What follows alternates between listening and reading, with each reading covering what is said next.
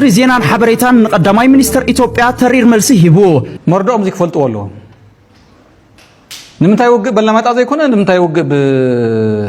ብዙ ዘይኮነ ዝባል የለን أول سعيدن برهانة برجر قشندو يقربها أولي سوقن أباسانجون أهورو كينياتان سراويت من قصقاس جميرهم يوم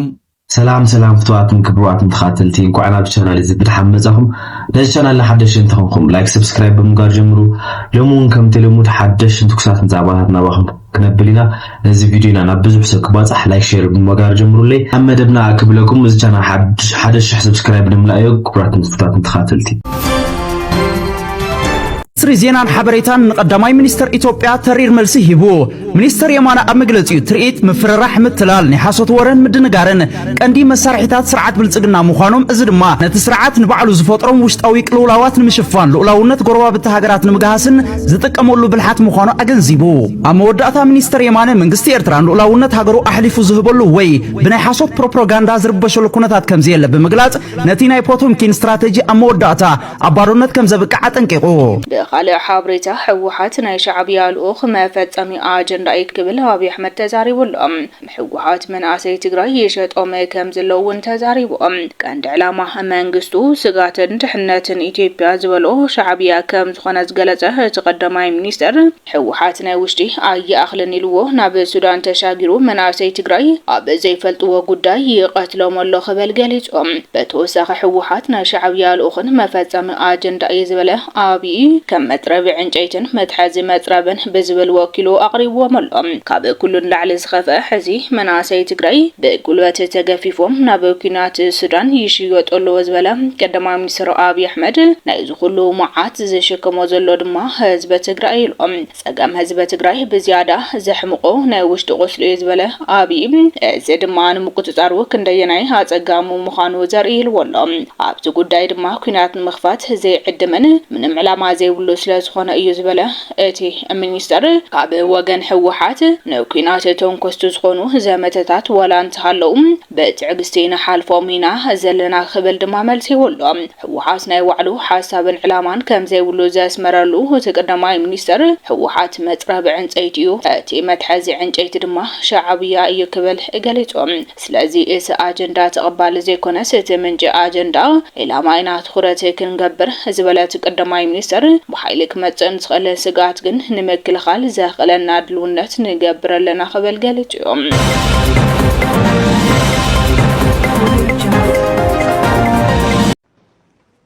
مرد أمزيك فلت والله نمتى يوجب بل ما تعزي كنا نمتى يوجب بزي زي كنا زبالي له سلازي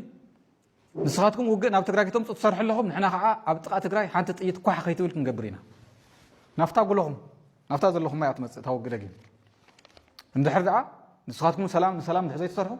عند حردعة نسلام نمقبل دلوات نحزي كونكم تاسوتا كوم ياخذ كون مالتي باريان كلبن كم تفلتوا قويت أمن محقاس زي جوروي ولهم كلبون قويت أمن محقاس بزحي سرح بارياونكم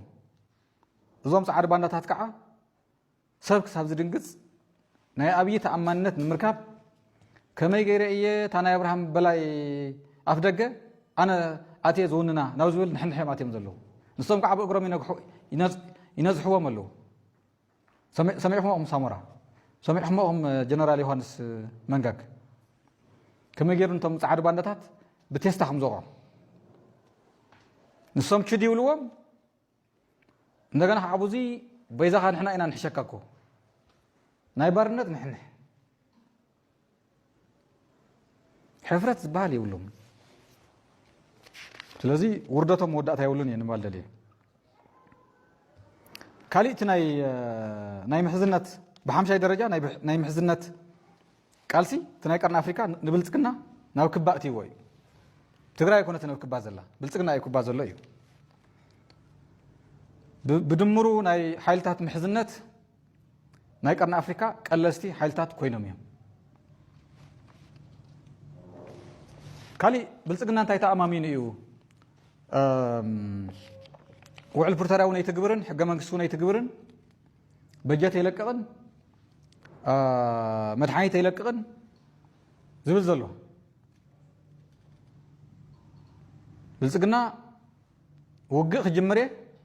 ኣመራርሓ እውን ክቐትል ኣመራርሓ ክሃድን በዝሒ ሰብ እውን ከሰልፍ ብድሕሪኡ ምዃን ዳኣዊኑ ጥራሕ እዩ ስስፋየር ዝብል ሲስፋየር ተኣማሚን እዩ ተኽሱ ዶ ምባል ሓዊ እጉድ ባዕሉ ብድሕሪ ከዓ ካሊእ መንእሰይ ንኸሰልፍ ኣብ ዓለም ዘለዋ ናቱ ዘራያት እውን ኣኪቡ ተን ዝሕግዝኦ ተን ፀሓይቲ ጠልመን ዘላ ዓድታት ኣብ ፀገም ዘለዋ ንሳተኑ ብሽምሽምግልና ምፅኡ ሲስፋየር ክብል እዮም መንጉ እዩ ሲስፋየር ተኣማሚን እዩ ከምኡ ዝገብር ዘሎ እምበር ሰራዊቱ ስዑር ሰራዊት ከም ዝኾነ ዝቃለሰሉ ከውዝ ከም ዘይብሉ ኣብ ሕድሕድ ግንባራት ተራእዩ ስለዚ ንሕና ከምውድብ ሽማግለታት ዘኸውን ዕድመ ይበፃሕናዮ እንዲና ወአንተ ሓወይ ሕቶ እንደኸሓተካ ኣወል ስዒድን ብርሃነ ገብረ ገርግሽንዶ ይቐርቡኻ ኦሊሶጉን ኣባሳንጆን እሁሩ ኬንያታን እዚ እኮ መልሱ ብኢድካ ኣይደሎ እንተ ወሓደ እሁሩ ኬንያታን ኦሊሶጉን ኣባሳንጆን ነዚ ብቴንዳታት ዘሎ ህዝቢ ትግራይ ኣንቱም ሰባት ንሕና ድሸምገልናዮ ህዝቢ ማእስ ዲኹም ንመረቦቱ ክትመልስዎ ኢሎም እኮ ይሓተቱን ነቲ ዝሓስሞ ዘሎን ዝንከላበት ዘሎ ህዝብን ስለ ዘይርእይዎ ዘለዉ ተፈራሪሞም ወረቐቶም ዓፂፎም ሞቕሽሾም ተቐቢሎም ኣብ ጻዕዳን ሰሎኦም በጢሎም ኣለዉ ኣወል ስዒድን ብርሃነ ገብረ ገርግሽን ድማ ምስቲ ዝሳቐ ዘሎ ህዝቢ ዝነብዕ ዘሎ ህዝቢ ዝቕንዞ ዘሎ ሓፋሽ ኣብ ማእኸሎ ኣትዮም ዕርቀ ሰላም ልምኑ ኣለዉ ስለዚ መን እዩ ዝቐርበካ እምበር ሞት እንተዘጋጥም መስዋዕት እንተዘጋጥም ርግፀኛ ሓወልቲ ምሰራሕካልና ጀጋኑ ምበልካና ሎሚ ዳ እንታይ ኮንካ ትጠራጠር ኣለኻ ስለዚ ቅድመ ንጥፋት ወይ ፕሮአክቲቭ ብምዃን ንሓድነት ክንሰርሕ ፃዊዒት ኩልና እዩ ሓድነት ዝሓለፈ ሕማቕ ክድምስስ እኳ እንተዘይከኣለ ኣብ መጻኢ ንኸይድገም ግና ከዓግቶ ዝኽእል ሓይሊ እዩ ሕጂ እውን ሓደ ክንፀር ዘለዎ ነገር ኣሎ ዕርቅን ጽምዶን ምርሳዕ ፍትሒ ይኮነን ዝተበዳደሉ ክከሓሓሱን ክፀባፀቡን ግድን እዩ ሓቅታት ክንገር ኣሎ ተሓታትነት ክህሉ ኣሎ እዚኦም ግን ኣብ ናይ ሓባር ሰብኣዊ ሓልዮት ዝምስረቱ እዮም ዝያዳ ሓያላትን ዘለቕትን ክኾኑ ዝኽእሉ በዚና ድማ ኣብ ጽምዶ ናይ ህዝብታት ተሰረተ ወግዓዊ ናይ ሰላም ዝርርብ ምትእምማን ዘለዎን ግብራውን ዝኾነ ፍትሒ ከረጋግጥ ዘለዎ ተኽእሎ ዝዓበየ እዩ ንብል ዘለና ስለዚ ሕጂ እውን እቶም ኣብ ጽምዶ ዘይዓሰልኩም ኣበርክቶኹም ክትገብሩ ንጽዋዕ ኣለና ተድልዩና ምሁራት ኣለኹም ተድልዩና መንእስያት ኣለኹም ተድልያና ደቂ ኣንስትዮ ኣለኽን ኣብ ሓደ ኩርናዕ ኣብ ሓደ ፀግዒ ኾንኩም ርእይቶ ካብ ምሃብ ነቐፌታ ካብ ምስንዛር ኣባላት ኩኑ ተሓባበሩና ንብል ኣሎና ኣብዚ ታሪኻዊ ኣጋጣሚ ተዓዘብቲ ጥራይ ክንከውን ኣይንኽእልን ጸሓፍቲ ታሪኽ ኢና ሎሚ ድማ ብመገዲ ጽምዶ ሓድሽ ምዕራፍ ንኸፍት ኣሎና ናይ ዕድመ በዓል ጸጋ እንተኾንካ ታሪኽ ናይ ሓድነት ንገር መንእሰይ እንተኾንካ ናይ እሂን ምሂን ጉጅለታት ፍጠር ኣብ ወጻኣት ትቕመጥ ድምፂ ህዝብታት ዝያዳ ዝስማዓሉ ኩነታት ኣመቻችእ ኤርትራውያንን ተጋሩን ኣምሓሩን ኦሮሞን ዓፈርን ኣብ ዳያስፖራ ሰላም ተባሂሎም ፌስቲቫል ዝገብሩሉ እዋን ኣመቻችእ ትኽእሎ ድማ ኢኻ ትጠራጠር እንተለኻ ናብቲ ህዝብታት ዝተሓቋቆፈሉ ዘሎ መድረኻት ምጽምባር ብጭቡጥ ረኣዮ ኣብ ሰላም እትኣምን እንተኾንካ ድማ ብግብሪ ኣርእዮ ብግብሪ ንበሮ ብግብሪ ድማ ኣስፋሕፋሓዮ እወ ትኽእሎን ተረቓኒ ሰራዊት ምንቅስቃስ ጀሚሮም እዮም ብፍሉይ እቶም ክነስልጠኖም ፓራኮማንዶ ገለ እንዳበሉ ዝዛረብሎም ዝነበሩ ናይ ምልሻን ናይ ካሊእን እኩብ ነዚኦም ምንቅስቃስ ጀሚሮም ኣለዉ ናብ ትግራይ ንወራር ምድላው ጥራሕ ተይኮነስ ንወራር ተጓዓዝ ተባሂሉ ክተት ተባሂሉ ተዓውጁ ኣሎ ነዚ መግለፂ ዝኾን ኣብ ሰሜን ሸዋ ከባቢ ዝነበረ ኣብኡ ዝፀንሐ ኮማንዶን ዓየር ወለድን ናብ ሰሜን ወሎን ደቡብ ወሎን ኣቕሪቦም ከም ዘለዉ ዝተወሰነ ከዓ ናብ ዓፋር ናብ ቡርኤ ከባቢ ኣቕሪቦም ከም ዘለዉ ጠቕላላ ንዓፋር ንትግራይ ንኤርትራ ንዓገው ንቅማንት ንኣምሓራ ብሓንሳብ ምስ ሱዳን እውን ትማሊ ይገልጾን እዩ ሱዳን ኤርትራን እና ቲፒኤልኤፍ አንድ ላይ መጥተው የሚያደርጉት የለም ቅንጣት ታከል ስጋት የለብንም ተዘጋጅተናል ለዛ ይብል ነር መንግስቱን ኮም ይብል ነር ትማልኩም ሰማዕኹም ሕዚ ቶም ኮማንዶን ኣየር ወለድን ዝበሃሉ ናብ ሰሜን ወሎ ናብ ደቡብ ወሎ ናብ ዓፋር ናብ ቡርኤ ከባቢ ዘርጊሕዎም ኣሎ አዲስ አበባ ዝነበረ ፌደራል ፖሊስ እውን ናብ ሰሜን ሸዋ ናብ ደብረ ብርሃን ከባቢ ኣውፂዎ ኣሎ ከተኻኻ ጀሚሩሎ ማለት ምልሻ ናይ ኦሮሚያ አዲስ አበባ ክሕሉ ኢንዳይሬክትሊ ታወርታ ናይ ኦሮሚያ ፕላን ኦረዲ ናብ ተግባር የውዕልዎ ኣለዉ ንሪኦም ኣለና ምስ ምልሻ ምስ ኣድማ ብተና ምስ ፍሉይ ሓይሊ ክትሰርሑ ኢኹም ተባሂሎም ከመይ ከም ዝናበቡ እውን ናይ ምልሻ ናይ ፍሉይ ሓይሊ ናይ ኣድማ ብተና መራሕትን ናይ ሰራዊት መራሕትን ሓቢሮም በብኸባቢኡ ምዝታይ ጀሚሮም ኣለዉ ማለት እዩ እዚ ሕዚ ሰራዊት ዝብላዕ ዘሎ ሞተይ ሞተን ኣብይ ኣሕመድ ምንም ኣይኮነን ክንደይ ሰራዊት ይጠፍእ ከም ዘሎ ንፈልጦ ኢና ክንደይ ሰራዊት ይሕምሸሽ ከም ዘሎ ብፋኖ ክንደይ ሰራዊት ይሕምሸሽ ከም ዘሎ ብኦላ ንፈልጦ ኢና ካልእ ተሪፉ ዓፋር መፃኒ ኢሉ ዝእዊ ሰራዊት